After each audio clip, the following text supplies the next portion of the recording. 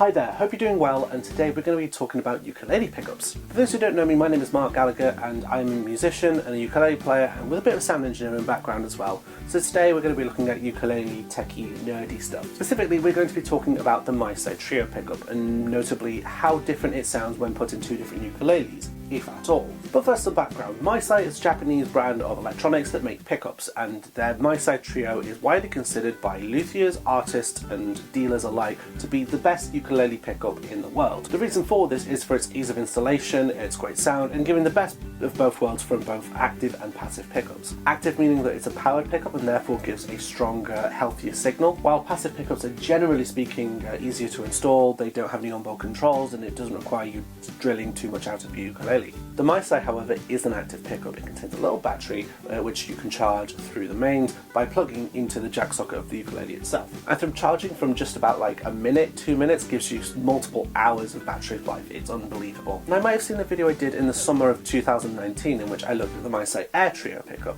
The Mahalo Air Trio was combining the best of both worlds from the Trio, which we've discussed already, and the Mahalo Air pickup, which had a little microphone in your ukulele. In theory, this was the best ukulele pickup in the world because it was a step up and adding more features to the traditional Trio. In practice, however, it wasn't quite so great. Due to splitting the signal in half to feed the microphone and piezo portion of the pickup separately, piezo volume was not as powerful. The biggest downside with me though for the Air Trio system was the fact that the microphone portion didn't have any controls, didn't have any form of gain or trim. What I mean by that is that the volume of which the microphone was receiving was at a set level, and due to my quite loud playing style, my quite harsh playing style, I would find that I was frequently distorting the microphone element and it was just not as pleasurable to listen to.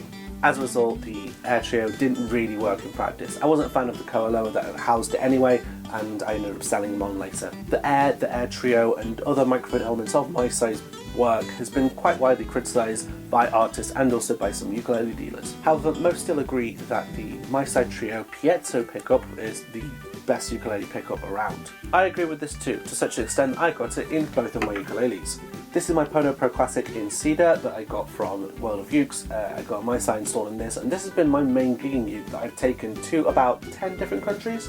And this is my Kanile'a SUS-T ukulele that I got from Southern Ukulele Store. This is made of Alaskan cedar, mahogany back and sides, and it's beautiful. I got this this summer. You might have seen it in my I chose a worse time to buy a new ukulele video. Both of these ukes have identical pickups in. They both got the Mahalo Trio pickup. However, I am of the strong belief that the ukulele is just as important to an amplified tone as the pickup itself. This isn't just a ukulele thing though. This is also a debate that's had in guitar and bass forums around the world.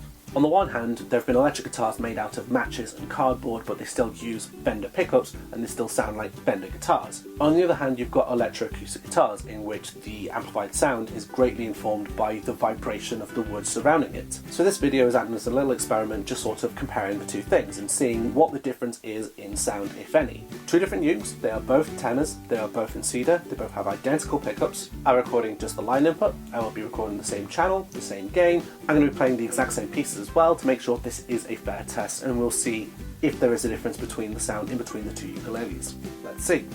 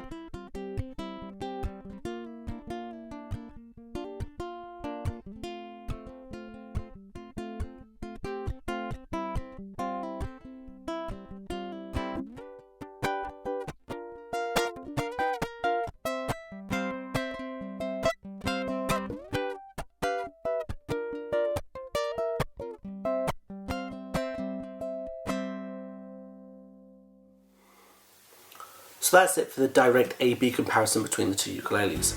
Now before I give my own opinions on this, I want to make it really clear that you make up your own mind. Everyone is different, every pair of ears are different, and we all interpret sounds slightly differently, so your views may differ to mine, and that's the beauty of it. And also, please don't see my remarks as some sort of critique of the brand. I'm a Pono artist, I love Kanile'a too, I bought the ukuleles, I love them. Right, so the first thing I noticed right off the bat was that the Pono had a bit more amplitude than that of the Kanile'a. I'm not sure if it was my playing style that influenced it. I'm pretty sure I played both of them at the same sort of force and energy that I would have, although that may be a variable. I'm not sure whether or not it was the ebony back and sides of the Pono compared to the mahogany back and sides of the Kanile'a that helped inform and reinforce the amplitude of the my side, or maybe there was just a difference between those two exact pickups. I'm not too sure. It's one of those factors that might be at play. I also found that with that, the Pono had a bit of a better bass response, a bit more of a boomier response, which you saw on the percussive playing when I was sort of doing the muted strums.